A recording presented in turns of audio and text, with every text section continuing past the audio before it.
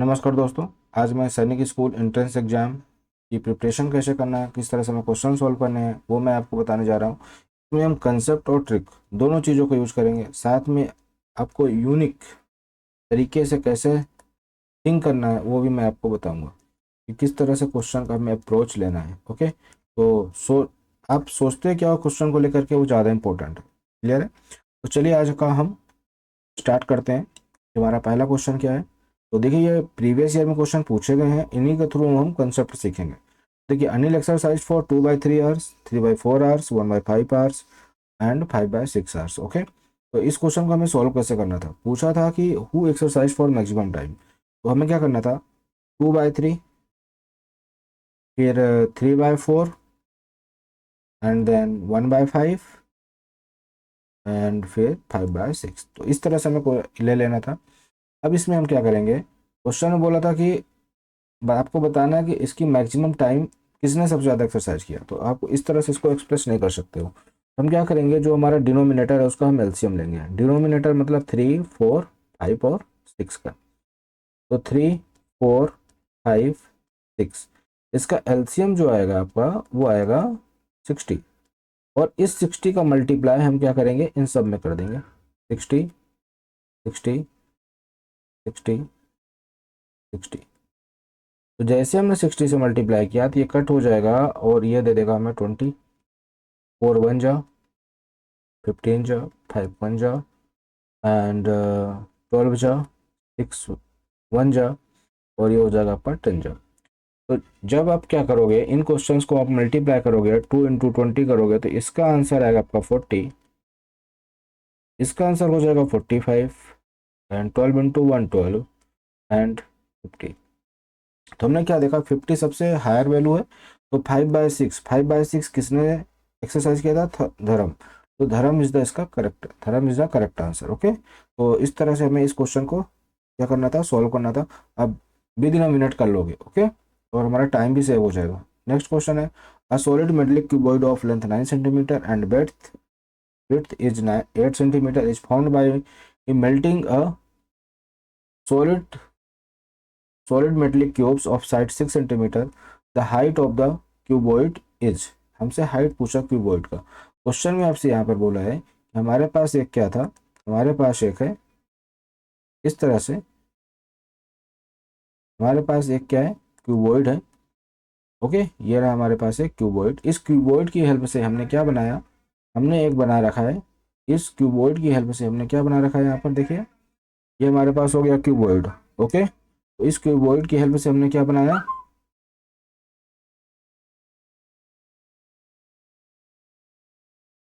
इस क्यूबॉइड की हेल्प से हमने ये बनाया है,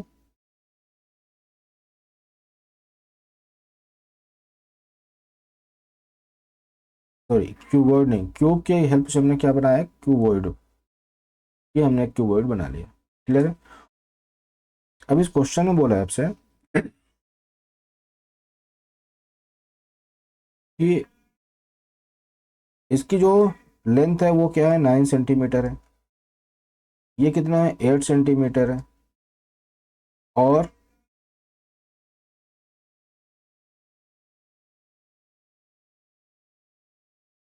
सॉलिड मेटेलिक क्यूब्स ऑफ, और ये कितना है हमारा, 6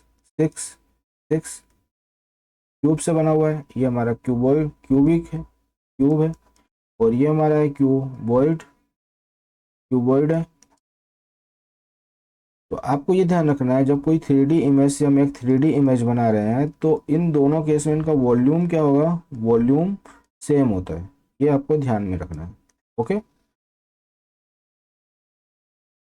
तो अब देखिए, इसका वॉल्यूम क्या हो जाएगा, volume of cube equal to volume of cuboid, volume of cuboid. ये हो जाएगा आपका वॉल्यूम ऑफ क्यूब हो जाएगा 6 × 6 × 6। इसका होता है एस क्यूब और इसका होता है L × B × H formula. Okay, तो यहाँ से देखिए, L × B मतलब 9 × 8 × H। अच्छा, जब भी इसको हम सॉल्व करेंगे ना तो मल्टीप्लाई हमें नहीं करना, ध्यान रखना, मल्टीप्लाई से बचना है हमें, बल्कि इसको फैक्टर की फॉर्म में ब्रेक करना है, फैक्टर की फॉर्म में क्या करना है, ब्रेक करना है, जिससे क्वेश्चन हमारा क्या हो जाए, इजी हो जाए।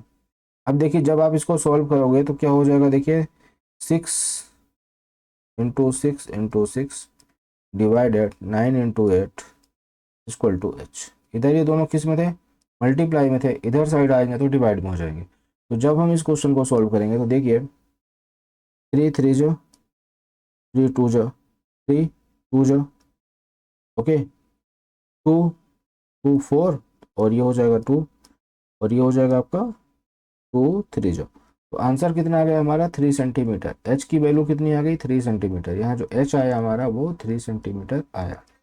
तो इस तरह से हमें क्वेश्चन को अटेम्प्ट करना था। होप सो आपको सारी चीज़ें अच्छे से समझ में आ रही होंगी किस तरह से हमें क्वेश्चन को करना था। अगर आपको फिर भी दिक्कत आती किसी क्वेश्चन में, एक बार आप वीडियो को फिर से रिप्ले करिएगा और देखिएगा जहाँ पर आपको मिस्टेक आई है। अगर आपको फिर भी समझ में नहीं आता तो आप मुझे कमेंट करके फिर से पूछ लीजिएगा। मैं इस क्वेश्चन को किसी ने नेक्स्ट जो लेक्चर लूँगा उसी में मैं उसका सोल्यूशन फिर से एक्सप्लेन कर दूंगा। ओके,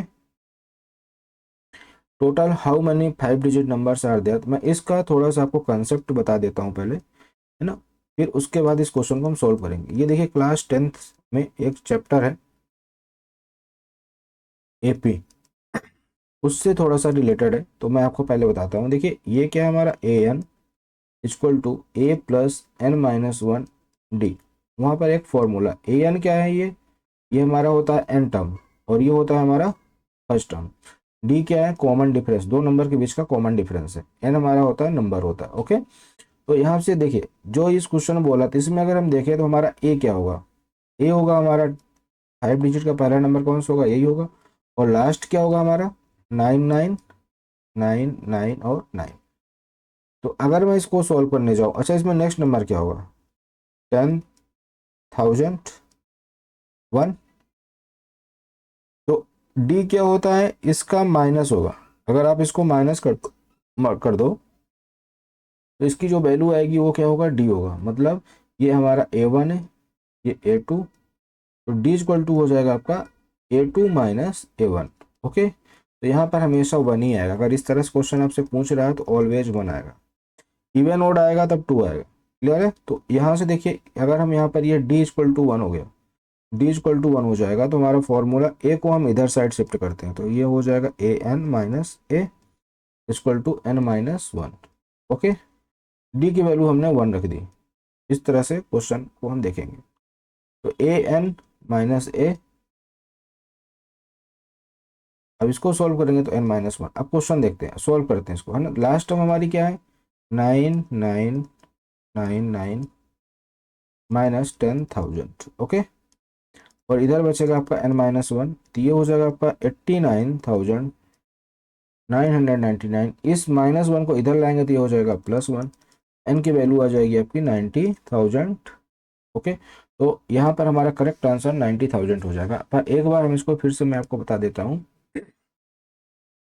कि इसको हमें इतना सब कुछ तुम करने वहाँ पे जाएंगे नहीं, इतना टाइम हमारे पास होगा ही नहीं। ओके, ये तो मैंने आपको कंसेप्ट समझाया। अब इस क्वेश्चन को करना कैसे है वहाँ पर एग्जाम में, तो आपको क्या करना है, पहले देखना है इसका फर्स्ट नंबर कौन सा और फिर लास्ट नंबर कौन सा। ओके, इन दोनों को हम क्या कर देंगे, सब्ट्रैक्ट। क्या करेंगे, सब्ट्रैक्ट। और सब्ट्रैक्ट करने के बाद इसका जो आंसर आएगा आपको मिलेगा -10,089। और लास्ट में क्या करना है, हमें प्लस वन कर लेना है, तो हो जाएगा आपका 90,000। ओके, लास्ट में कर लेना है हमें, इसमें प्लस वन कर लेना है। प्लस वन क्यों करना है, होप सो आपको समझ में आ गया होगा। यहाँ से प्लस वन करते हैं इसलिए प्लस वन करेंगे। ठीक है, इसका करेक्ट आंसर आपका हो जाएगा 90,000। चलिए आगे बढ़ते हैं, नेक्स्ट क्वेश्चन देखते हैं। A number return in Roman numerals. तो देखिए रोमन नंबर से क्वेश्चन आना फिक्स है, इसलिए रोमन आप पढ़ के जाइएगा। तो पहला आपका क्या है, एल एक्स एक्स आई एक्स, और दूसरा है आपका एक्स एक्स एक्स आई एक्स। तो यहाँ से एक चीज़ समझो, इसको एल को क्या लिखेंगे हम 50। अब जब किसी भी नंबर के राइट में कोई छोटा नंबर लिखा हो तो हमेशा प्लस होता है, तो +10। और अगर दो नंबर्स के बीच में, दो रोमन नंबर्स के बीच में कोई छोटा लेटर हो तो उसको माइनस करते हैं, तो -1, और फिर ये से फिर से ये क्या हो जाएगा +10। तो इसको जब सॉल्व करेंगे तो हमारा कितना हो जाएगा 79। अब देखो यहाँ पर ये तीनों सेम ही है तो ये तीनों ऐड हो जाएंगे, तो हो जाएगा 10 + 10 + 10। इसके बाद फिर से देखिए 2 नंबर के बीच में एक छोटा नंबर है फर्स्ट, तो इसको माइनस कर लेंगे और +10 कर लेंगे, तो आंसर आ जाएगा आपका 39। अब बोला माइनस करना था, इन दोनों को माइनस करना था, तो 79 - 39 करेंगे तो आ जाएगा 40। अब 40 का रोमन नंबर क्या होगा, तो एल। एल तो हो गया हमारा 50 और -10 कर दें इसमें, तो -10 करने के लिए आपको अगर इधर लिखोगे तो प्लस हो जाएगा, तो इसको हम किधर लिखेंगे, इधर साइड लिखेंगे। तो आपको ध्यान रखना है LX, अगर लेफ्ट में कोई वैल्यू लिखी होती है तो उसको हम क्या करते हैं, मेन वैल्यू से बिग नंबर से माइनस कर देते हैं। ओके, तो ये हो जाएगा हमारा इसका करेक्ट आंसर, XL हो जाएगा। होप सो आपको चीज़ें समझ में आ गई होंगी, अगर आ गई है तो इसको आप चैनल, अगर आप नए हैं तो सब्सक्राइब कर लेना, और अगर आप पुराने स्टूडेंट हैं तो आप अपने और दोस्तों को बताइए, अपने जूनियर्स को बताइए, अगर वो सैनिक स्कूल की प्रिपरेशन करते हैं, आपके जो कलीग्स हैं उनको आप बताइए कि यहाँ से आप मैथ अच्छी तरह से आप सीख पाओगे। और इसके अलावा मैं आपको क्लास 6 to 10th, ठीक है, इसकी मैथ्स, ओलंपियाड, ठीक है, ओलंपियाड, इन सब की NTSC, इन सब की आपको मैं प्रिपरेशन करवाने वाला हूँ। एक अच्छे लेवल की मैथ सीखेंगे हम यहाँ से। जो बच्चे सैनिक स्कूल में, वो अपने स्कूल के लिए भी आप मुझसे जुड़ सकते हो।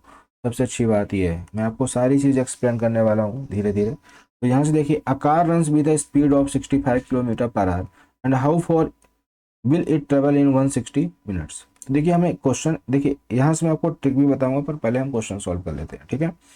तो अगर अभी आपको दिया है स्पीड, स्पीड आपको दिया हुआ है 65 किलोमीटर। देखिए ये सारी चीज़ें वहाँ पे आपको राइट नहीं करनी है, ध्यान रखना, ये सब लिखना नहीं है, हमें क्वेश्चन थोड़ा फास्ट करना है। और टाइम हमें लिखा हुआ है 160 मिनट। देखिए यहाँ पे आर दिया हुआ है ना, और यहाँ पर दिया है मिनट, तो इसको हम 60 से डिवाइड कर लेंगे तो किस में कन्वर्ट हो जाएगा, आर में कन्वर्ट हो जाएगा। ओके, तो 180 हो जाएगा आपका 3R। अब स्पीड इक्वल टू होता है डिस्टेंस अपॉन टाइम। तो स्पीड है आपका कितना 65 इक्वल टू D/T। टी कितना है हमारे पास 3। इसको इधर साइड ले जाएंगे तो क्या हो जाएगा 65 × 3 इक्वल टू T। तो 3 5 जो 15, 5 कैरी 1, 3 6 जो 18 और 19, तो 195 किलोमीटर ट्रेवल करेंगे। अच्छा, इसको अगर थोड़ा सा बियॉन्ड हम अपना थोड़ा सा माइंड अगर यूज करते हैं, ये थोड़ा सा हट के अगर इस क्वेश्चन को सोचना था तो कैसे सोचते। तो यहाँ पे आप एक चीज़ समझो, क्या लिखा हुआ है आपका 65 किलोमीटर पर आर, यही लिखा है ना। मतलब पर आवर का मतलब होता है 1 आवर। 1 आवर में कितना जा रहा है 65 किलोमीटर जा रहा है। तो इसको अगर मैं इसमें 3 का मल्टीप्लाई कर दूँ तो 3R हो जाएगा। तो इधर साइड भी हम 3 का ही मल्टीप्लाई करेंगे तो ये हो जाएगा आपका 195 किलोमीटर। मतलब 3 आवर में कितना जाएगा 195 किलोमीटर जाएगा। तो इस तरह से हम इसका भी आंसर यहाँ से भी आप सोच सकते थे। इस तरह से भी इस क्वेश्चन को सोचा जा सकता है, ठीक है, सॉल्व करने के लिए। चलिए, which of the following is correct representation of 446, ये आपको दिए गए हैं। तो आप तो एक सभी को ऑप्शन के साथ जाके सॉल्व कर सकते हो। किसके साथ जा सकते हो, ऑप्शन के साथ भी जा सकते हो। अदरवाइज मैं आपको 446 को किस तरह से सॉल्व करेंगे वो मैं आपको यहाँ पे बता रहा हूँ। तो इसको अगर हम लिखना चाहें तो क्या लिख सकते हैं, 400 + 100, 400 + 40 + 6, यही लिख सकते हैं हम, 400 + 40 + 6। तो 400 कैसे लिखेंगे हम, 400 लिखने के लिए देखो 400 आप ऐसे नहीं लिख सकते हो। 400 को लिखोगे आप 500 - 100, और ये होता है D। इसके इधर साइड लिखोगे आप C, तो ये हो जाएगा CD, ये हो जाएगा आपका CD। अब इधर साइड हम क्या करेंगे, हमें 40 चाहिए, तो 40 आप ऐसे तो नहीं लिख सकते हो। हमने एक रूल पढ़ा हुआ है 40 के लिए, तो हमें क्या लिखना पड़ता है, एक्सेल। और अगर हमने यहाँ पे एक्सेल लिखा तो एक रूल होता है कि अगर दो बड़े नंबरों के बीच में एक छोटा नंबर हो तो माइनस हो जाता है। तो उससे भी इस रूल को ये सेटिस्फाइड कर रहा है। और भी +6 है, तो +6 के लिए हम क्या लिखेंगे, वी आई। तो क्या लिख देंगे इसके बाद, वी आई। तो CDXLVI इसका करेक्ट आंसर हो जाएगा। अगर आपको रूल नहीं आता तो रूल आप सीखिए, नहीं तो आप मेरे जो मैं एक लेक्चर आपको लिए स्पेशल रखने वाला हूँ रोमन नंबर्स के लिए, वहाँ से हम चीज़ों को सीख लेंगे। चलिए देखिए, Sunita reads 5/7 parts of a book in 5 hours. The part of the book she will read in 2 hours. Okay, तो ये क्वेश्चन क्लास 8th में डायरेक्ट का है, इसका डायरेक्ट वेरिएशन का है। तो यहाँ से आप समझो डायरेक्ट क्या होता है। अगर आपके पास दो रिलेशन है, आर्टिकल समझो आपके पास एक आर्टिकल है 1 है, और दूसरा आर्टिकल क्या है आपके पास 2 है। ओके, अब हम क्या कर रहे हैं, इस आर्टिकल फर्स्ट को अगर हम बढ़ा रहे हैं तो ये दूसरा भी बढ़ रहा है, अगर इसको हम घटा रहे हैं तो ये भी क्या हो रहा है, घट रहा है। तो एक चीज़ आपको यहाँ से ये समझना है कि अगर इस तरह से हो रहा है तो इसको हम कौन सा वेरिएशन बोलेंगे, डायरेक्ट वेरिएशन बोलेंगे। और अगर डायरेक्ट वेरिएशन बोलते हैं तो अगर समझो ये हमारा क्या है, x1 है और ये क्या है, y1 है, तो x2 और ये हो गया y2। ठीक है, क्लियर है। तो एक चीज़ आपको यहाँ पे ये समझना, अगर ये कंडीशन आपके पास आती है तो आप ये, चलिए आप इसको एक बार भूल भी जाइए, ठीक है, ये सारी चीज़ें आप भूल जाओ। अब आप समझो यहाँ से कि अगर हमारे पास दो आर्टिकल हैं तो ये एक के साथ एक बढ़ रहा है, मतलब ये डायरेक्ट प्रोपोर्शनल केस हो गया। इसका मतलब ये होता है कि अगर हम एक को बढ़ाएंगे तो दूसरा भी आपस में बढ़ेगा। तो इसको हमें सॉल्व कैसे करना है, हमें क्या करना है, इन दोनों को क्या करना है, यहाँ लिख लो आप, यहाँ पे हम लिख लेते हैं पार्ट और यहाँ पर लिख लेते हैं हम टाइम। तो पार्ट में अगर हम देखें यहाँ पर, ये कितना है, 5/7 पार्ट कर रहा है और कितना टाइम ले रहा है, 5 आवर्स ले रहा है। इसके बाद अगर हम यहाँ से देखें तो कितना ले रहा है, हमें नहीं पता कितना पार्ट सॉल्व करेगा, तो x लिख लेते हैं, और यहाँ पर 2 आवर्स ले रहा है। तो जब भी आपको ये क्वेश्चन सॉल्व करना है तो हमें क्या लिखना है, इसके लिए क्या करना है, हमें इन दोनों को आपस में डिवाइड कर देना है, इसको भी डिवाइड कर देना और बीच में इक्वल टू पुट कर देना। तो देखो आप कैसे करना है, 5/7 डिवाइडेड 5 इक्वल टू x/2। अब इसके डिवाइड में 1, तो इसको सॉल्व करना आपको आना चाहिए। इसको कैसे सॉल्व करेंगे, इसका इसका मल्टीप्लाई कर देंगे तो क्या हो जाएगा, 1 × 5, और अंदर अंदर वालों को मल्टीप्लाई करके नीचे लिख लेंगे, 5 × 7 = x/2। अब जब इसको सॉल्व करोगे आप तो 5 से 5 क्या हो जाएगा, कैंसिल हो जाएगा। क्लियर है। अब यहाँ से देखो, ये 2 किधर चला जाएगा, ये 2 चला जाएगा इधर साइड, तो क्या हो जाएगा आपका 2/7 = x। तो 2/7 = x इसका करेक्ट आंसर हो जाएगा। होप सो आपको चीज़ें समझ में आ गई होंगी। अब ये तो मैंने सारी चीज़ें को कंसेप्ट यहाँ से समझाया है। अगर आप शॉर्ट में करना चाहोगे तो इन शॉर्ट आप क्या करोगे, इन शॉर्ट आपको करना है कुछ नहीं, क्वेश्चन देखना है सीधा सा, क्या देखा हमने, पार्ट और आर। तो इधर लिखो आप पार्ट अपॉन आर, इधर भी आप लिख लो पार्ट मतलब वर्क, और इधर भी आपको लिखना है आर। तो पहला पार्ट है आपका 5/7/5 इक्वल टू, अगर आपको इस समझ में आ गया तो ठीक है। अब क्या करेंगे हम, x/2। अब इसको सॉल्व कर लो, ये डिवाइड में तो आप इसको ऐसे भी लिख सकते हो, 5/7 डिवाइडेड 5 इक्वल टू x/2। नहीं तो आप एक काम करो, इसको इधर लेके चले जाओ और इसको इधर लेके चले जाओ, ये हो जाएगा आपका 5/7 × 2 = 5x। ये हो जाएगा आपका 10/7।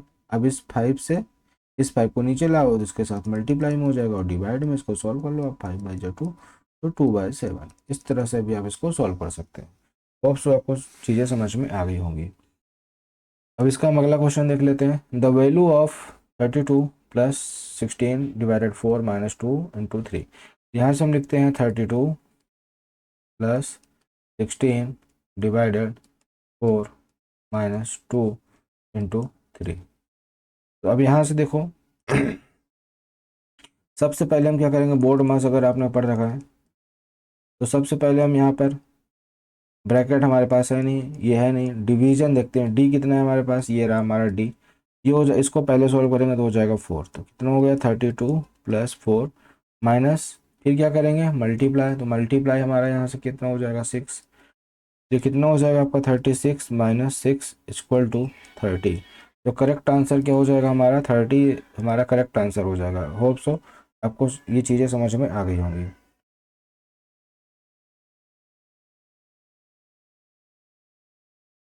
अब देखिए हमारा अगला क्वेश्चन क्या है।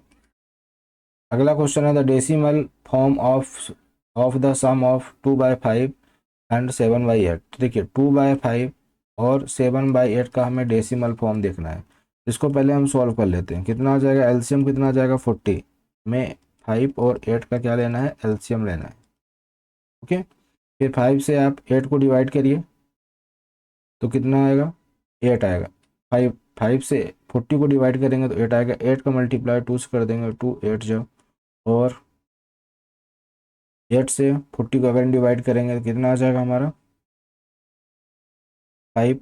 5 का मल्टीप्लाई किस में कर देंगे हम, 7 में।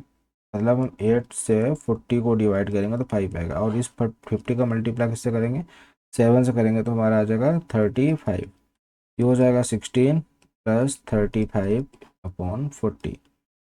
इसको सॉल्व करने पे 5 6 1 11 3 1 51/40। अब इसको हमें डिवाइड करना है, तो आपको पता होना चाहिए कि अगर हम कहीं नंबर 4 आ रहा है, अगर इसमें हम 25 पर मल्टीप्लाई कर दें तो हमें किस में कन्वर्ट हो जाएगा, 25 4 जो 100 और एक जीरो और। अब क्या करेंगे हम,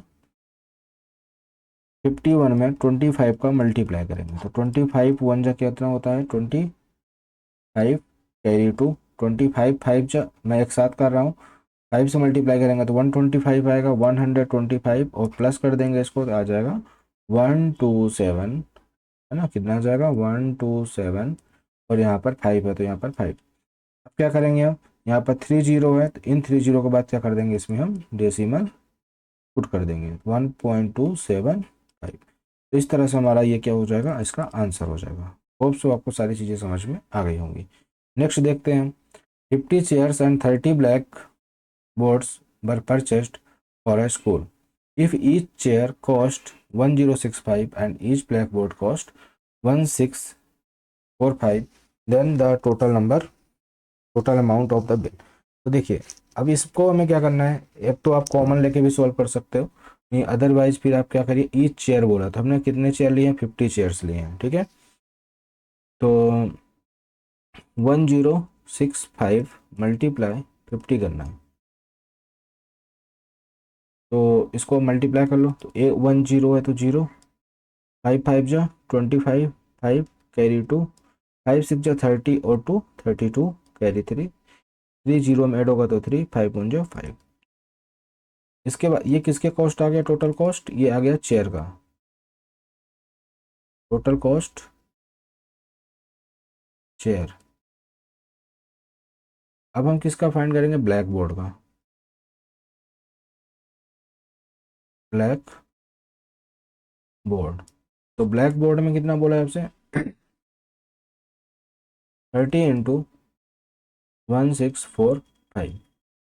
तो 10, ये जीरो को पहले हम पुट कर लेते हैं, 3 5 जा 15, 5 कैरी 1, 3 4 जा 12 और 1 13, 3 कैरी 1, 3 6 जा 18 और 1 19, 3 1 जा 3 और 1 4, 49350। अब हम क्या करेंगे, इन दोनों को सम कर लेंगे, तो 53250 49350, इन दोनों को सम करने पर हमें क्या मिलेगा, 0 0 कैरी 1, 3 2 5 1 6, 9 3 12 2 कैरी 1 5 4 9 और 1 10। तो ये आपका आंसर है 102600। तो this is the correct answer. Hope so आपको आज की क्लास अच्छी लगी होगी। तो दोस्तों मैं आपको बस इतना बताना चाहता हूँ जो हमारे प्यारे स्टूडेंट हैं, कि अगर आपको ये क्लास अच्छे से समझ में आ गई है तो कमेंट में ज़रूर लिखिए कि इसके आगे के भी पार्ट्स मुझे बनाना है, आप और ज़्यादा क्वेश्चंस मुझे चाहिए, तो मैं उस हिसाब से आपके लिए क्या करूँगा, नई क्लासेस जल्दी से जल्दी लाऊंगा। तो होप सो आपको सारी चीज़ें समझ में आ गई होंगी अच्छे से। और चलिए आपके लिए ऑल द बेस्ट, आप सबका सिलेक्शन हो। धन्यवाद।